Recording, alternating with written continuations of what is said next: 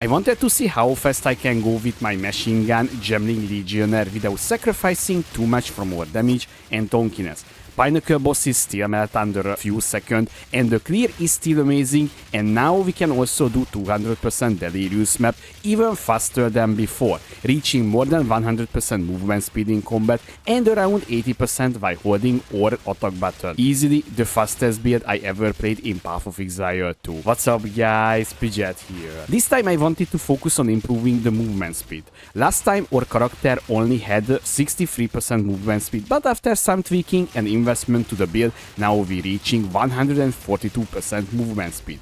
The question is, how are we reaching that high movement speed? Added a new unique jewel from nothing. This is allow us to allocate around the keystone, node tables and small nodes. I choose Valpex because around this keystone we can allocate more movement speed, and now we're ignoring all the movement speed penalty from our body armor, which is alone provide us 10% movement speed. There are small nodes as well here for a little bit more movement speed. I get a unique charm right off the passage with Spirit of the Cat for 15% increased movement speed, and this has 17-second duration, so it should be up all the time while mapping. Another unique charm, Fall of the Axe. Every time when you're affected by a slow, which is sadly happens pretty often, you getting immunity to it, and also you will gain onslaught for 20% movement speed, and also this is provide us attack speed and cost speed at the same time as well. And the next one is a big one, and definitely the most expensive item in this build, and I think the most expensive item as well that I ever had in Path of Exile 2. I get a Mage Blood with Legacy of Quicksilver, which is providing us 40% movement speed. With all of that, we can reach very high movement speed and enjoy the fast gameplay. I also was needed to fix a very crucial issue, and that was the accuracy rating of the build, especially because while you're moving, your accuracy rating get reduced because of this notable here on the passive tree, so we was need to counter that one somehow, and the easiest way to do that, just add 2 new ring to the build and drop down the flat damage from it, because if we want flat damage, then we need to pay premium price. I talking about easily 50 plus divine or even more for a ring. And also I wanted to get item ready to the build and also fix my resistances, so I hope you see why I cannot have all that physical damage to our attacks. The easiest way, just get accuracy rating on the rings. As you can see here, there is another accuracy rating roll on this one, although I can get more on this one because I can divine it if I want, but already our accuracy rating is fixed pretty much easily with this 2 ring, although this was costing a lot because of the item rarity rolls on it and also because of the accuracy rating roll, and we still need life on it because once again this build is focusing on more like life instead of energy shield. I did a few extra percentage movement speed, item rarity, because now the build is reaching very easily 97% item rarity, which is, you know, helping to drop even more divine value playing. And once again, I get a very expensive item, guys, so I'm not hiding this one. So I'm using a Mage Blood with Quicksilver, double Silver Flask and a Ruby Flask. So the Ruby Flask will give you 5% more fire maximum resistance. That is helping, you know, in mapping situation, and also I have 34% increased effect per duplicate Mage Legacy you have, so basically we getting a little bit more effect from our flasks, and also we getting more movement speed from this one. So this is why I'm getting 40% instead of the 30 that you see here in the tooltip.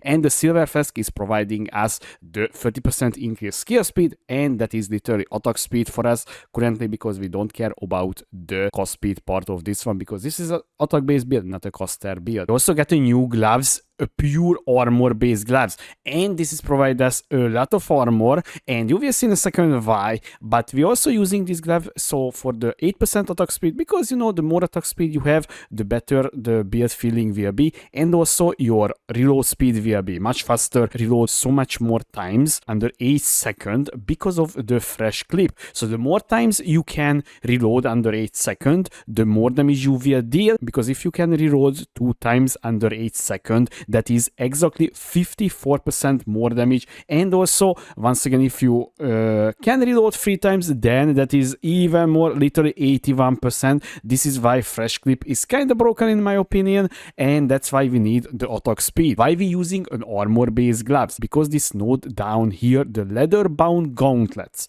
+1 to evasion rating per 1 item armor on equipped gloves, and that is giving us a lot of extra evasion rating because of the, you know, the scaling of the tree and because of the dexterity modes as well. So if I removing this, you can see here later this is providing me easily over 3k evasion rating. So that's why I'm very proud on these gloves, and also that's why we're using this glove, and it just feels so good, and also we have a lot of evasion rating from one single piece of gear. I also made a little changes, as I mentioned earlier, to the passive tree, and I dropped here the big timeless javel that was providing us a little bit more damage, although we just only lost there 4% damage, so it's not a big deal. And I taking here the from nothing passive in radius of wall pact can be allocated without connecting in your tree, and I took here the momentum ignore all movement speed penalties from armor and 5% reduce slowing potency of debuff on you,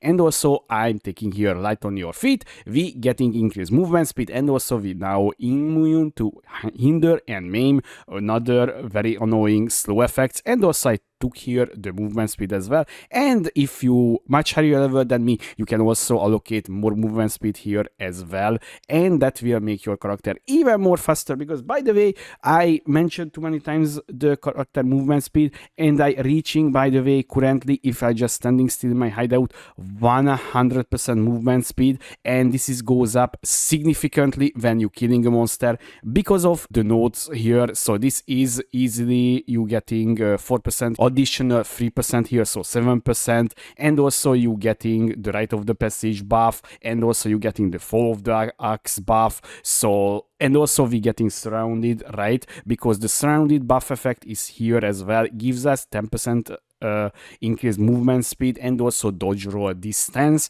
which is helping very big time, especially when you're getting surrounded for some weird reason, especially on delirious maps. And for to allocate these few nodes, I was needed to drop down this small node because I think that is worth to drop, and the more consistent movement speed up here, and also I dropped a tiny little bit of evasion and armor now, but honestly the build is still feels kind of tonky. I literally reached level 96 while just doing very dangerous maps and absolute juiced 200% delirious maps, and also I was doing very juiced expedition maps as well, ground expeditions for more precise. And honestly I only just died one single time because I was reading chat and I was not paying attention. Link side, we not changed anything, guys. So basically if you're reaching this point of the game, you will use still the same, so like armor piercing rounds, unit or embrace,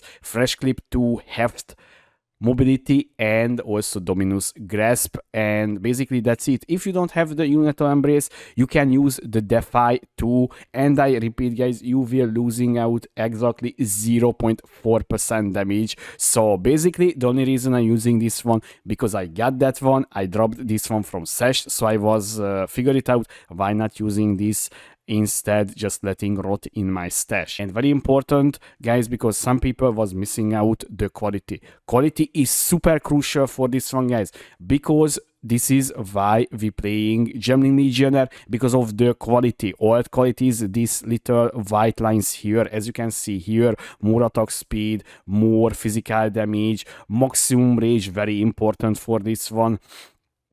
And also here on the Ghost Dance as well, additional Ghost Shroud, so that's why I have 4 Ghost Shroud. On the emergency reload, you getting more damage, so it's very important guys to quality up your stuff. And also once again, you also need to balance around your gem super gem counter. So basically you want 10 dexterity, 10 strength, and 10 intelligence gems, because with that you will activating your gem studied. So basically you will gaining crit immunity, less mana cost on your skills, and also you will getting 40% less movement speed penalty from using while moving. Very important, especially these builds, for this build, because we focusing on that one. That's why our character feels like not even getting slowed down by that much, why we just running around. And this is why it's super important guys, this one, so don't mess this one up.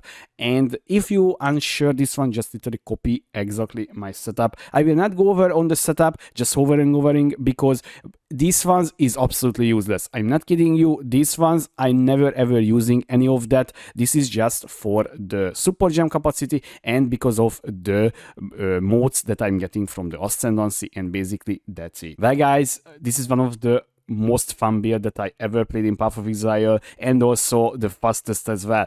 I can see myself league starting with this one in 1.0 if this is not getting nerfed somehow, but honestly this build is not like one-shotting enemies or using very weird interactions that is not supposed to work together. So basically I dare to say this is kinda nerfable. Unless they destroying this ability, then nobody will ever use the armor piercing rounds. So that's why I'm thinking this will be maybe a good choice in 1.0, but more about this in 1.0 after the patch note, right? Till then guys, I hope you enjoyed this video and also this whole journey from literally to moving very slowly to become an absolutely fast build in Path of Exile 2. If you have any question, please leave a comment below, or you can find me on twitch.tv/Pidget2. Thanks for watching, I was Pidget, see you next time!